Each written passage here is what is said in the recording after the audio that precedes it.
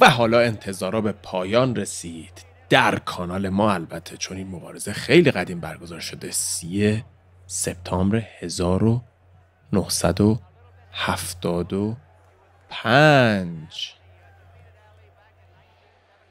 خیلی جالبه که در ویکی‌پدیا اگر بزنید 1 اکتبر 1975 نوشته شده. مبارزه سوم محمد علی در مقابل جو فریزر. 2 تا از بهترین های تاریخ اینجا مبارزه سومشون رو میخوان برگزار بکنن. کن نورتون هم میبینیم اونجا هست. کن نورتونی که محمد علی هم شکست داده بود یه بار. گربه سیاه محمد علی بوده یه جورایی. بغل کامنتیتور هستش. و این مبارزه در فیلیپین برگزار شده. خیلی خیلی خیلی مهم بوده. یکی از مهمترین مبارزه های تاریخ بوده. 1 و 2 شما براتون در همین کانال گذاشتیم، میتونین بریم ببینین. ورود جو فریزر رو میبینین به رینگ. آماده است که انتقام بگیره. چرا؟ چون مبارزه اول رو جو فریزر پیروز شد. مبارزه دوم رو محمد علی جفتشونم با دیسیژن. این مبارزه سومشونه. دیگه معلوم میشه کی قهرمانه. عیارشون اینجا سنجیده میشه. تایتل مبارزه هم WBA WBC هستش و قهرمان سنگین وزن جهان مشخص میشه اینجا. جو فریزر با نیکنیم سموکینگ جو از فیلادلفیا پنسیلوانیا 32 تا برد داره، 2 تا باخت که یکیش از جورج فورمن بوده، یکیش از محمد علی. البته جورج فورمن وقتی که داشت ناکاوت شده بود ولی محمد علی با دیسیژن بردش. قبل از همین مبارزه حدود 9 ماه پیش و اینجا 9 ماه بعدش مبارزه سومشون. قد جو فریزر 182 سانتی متر، وزنش 97 کیلو. اینجا محمد علی داره وارد میشه با نیکنیم The Greatest یا من بزرگترینم. The Greatest بزرگترین. خودش همیشه میگفت من بزرگترینم. محمد علی از کنتاکی 48 تا برد، 2 تا باخت که یکیش به همون نورتون بوده، یکیش به جو فریزر با دیسیژن. قد 191 سانتی متر، وزن دین.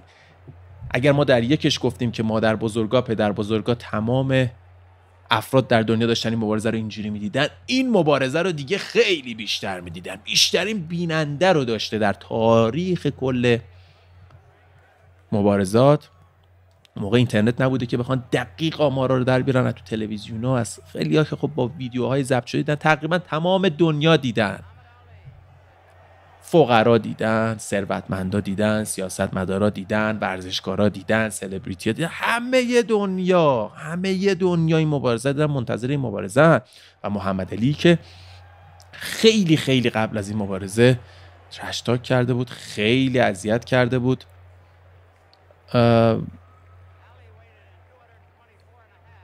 جو فریزر رو و اینجا میخواد که مبارزه سومش رو انجام بده در مقابل جو فریزر. یه بار بهش باخته، دفعه قبلا برده، جفتش با دیسیژن. انقدر تیکه بهش انداخته بود، گفته بود تو گوریل. جو فریزر فقط میگفت گوریل.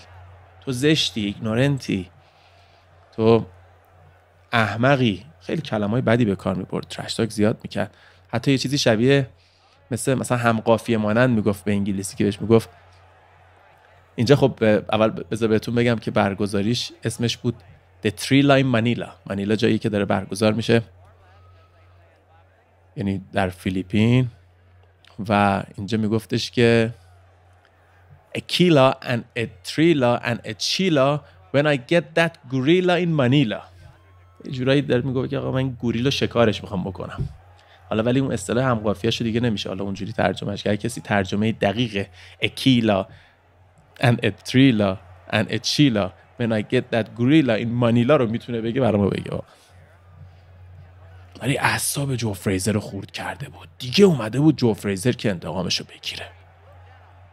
این مبارزه دیگه سر تایتل WBA WBC، بالاترین سطح بوکس. تمام دنیا دارن چارچشمی نگاه میکنن، تمام مبارزه‌هاشون رو بذارین کنار، فقط این سومی رو بچسبید.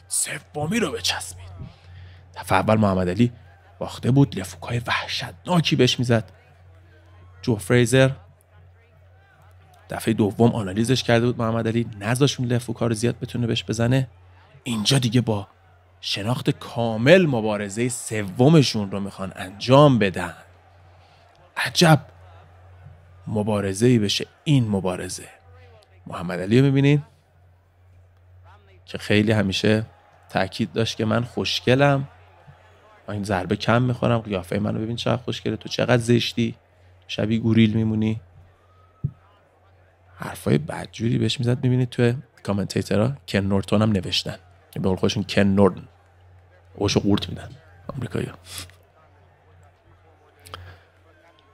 و جمعیت بسیار زیادی که اومده، کلی از خبرنگارا و نزدیک 500 تا خبرنگار از اقصا نقاط جهان نتونستن وارد بشن. دیگه ببین چقدر وحشتناک جمعیت تو هم و میگن دم کرده بود اونجا، استادیوم دم کرده بود. و واقعا از هر فیلم سینمایی این جالبتره، دیدنی‌تره و بسیار بسیار بسیار حساستر. دوتا اسطوره ناکاوتش هم کرده بوده، جورج فورمنی که خود جو فریزر هم برده بوده. یه ذره پیچیده میشد اینجا، ولی دیگه اینجا مشخص میکرد که WBA و WC برای کیه. WBA و WBC The Ring and Heavyweight Champion برای بالاترین سطح بوکس. محمد علی اصولا از قبل از مبارزه همیشه ترش تاکاشو شروع میکرد. انقدر تو مخ حریف میرفت، انقدر چرت و پرت بهش میگفت، اعصابشو میریخت. حتی تو مسابقه تلویزیونی که با هم میکردن خیلی ناراحت بود جو فریزر و تا چندین سال هم ناراحت بود، تا 30 سال حتی ناراحت بود از حرفایی که محمد علی بهش زده بود. و وقتی که روبرو هم دیگه میشستن که این حرفا رو بزنن، به هر حال مارکتینگ هم بود دیگه، باعث فروش بیشتر مبارزه میشد. این نمیتونست مثل محمد علی حرف بزنه، حریفش نمیشد تو حرف، فقط خودش رو آماده کرده بود بیاد تو رینگ فک و بیاره پایین تا دیگه از این حرفا نزنه محمد علی. این چه داستان جالبی پیش میاد. اینجا آقایی که وسط رینگه و میگه که خب همه گوش کنین، attention please ladies and gentlemen، باید صحبت بکنه در مورد این که اون وسط یه کادویی گذاشتن، یه کاپیه کادو مانند بزرگ وسط رینگ و داره شروع میکنه که در مورد این کاپ صحبت بکنه. این برم تیم جو فریزر هستش که دارن جو فریزر هم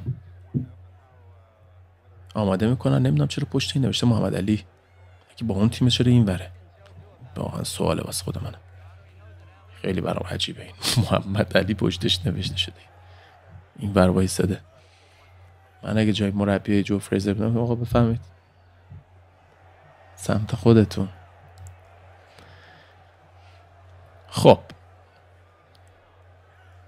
مراسم قبل از مبارزه رو داریم مشاهده میکنید. جمعیتی که تو رینگن قبل از مبارزه، قیافه صاف و صوف. و اون لحظه که داشتم بهتون میگفتم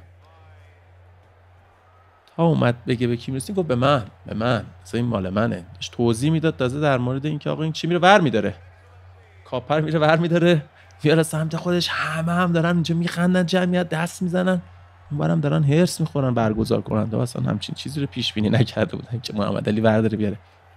کانر مکگرگر که الان داره مبارزه میکنه در MMA UFC از ایشون یاد گرفته بود، از محمد علی این کارا رو. شاگرد محمد علی میشن همه اینا. ببینید این آدم خط شکن بوده تو خیلی از کارا، به درست یا به غلط کار نداریم. اینجا میاد باز دوباره ورداره، یارو میگه آقا این از طرف رئیس جمهور رسیده. میگه آها رئیس جمهور فیلیپین خودش هم اونجاست، رئیس جمهور با خانومش اومده داره برداره تا اسم رئیس جمهور شنید گفت آها ببخشید در عقب وایسا. خیلی جالب بود. و حالا این برام جو فریزر که اصلا به این چیزا توجه نمیکنه. مبارزه سومشه، مبارزه قبلیشو با دیسیژن باخته، راند 12 که به پایان رسیده بود. این مبارزه یه مبارزه دیگه‌ایه و کلی آنالیز کرده. محمد علی رو تو مبارزه قبلی میگفتش که من خیلی مشتای معنی دارتری زدم، مشتایی که محکمتر باشه و بیشتر بخواه با امتیاز داشته باشه، ولی رأیو به محمد علی دادن. اون مبارزه رو براتون گذاشتیم در همین کانال، میتونید برید ببینید. اینجاست که یک قهرمان لفت بادی پانچ زد و راند اول پایین رسید. یک هرمن ریخت به محمد علی. دیدی؟ خب راند اول به پایان رسید. اینجا مربی‌ها شروع میکنن به صحبت‌های تکمیلیشون با فایترهای خودشون.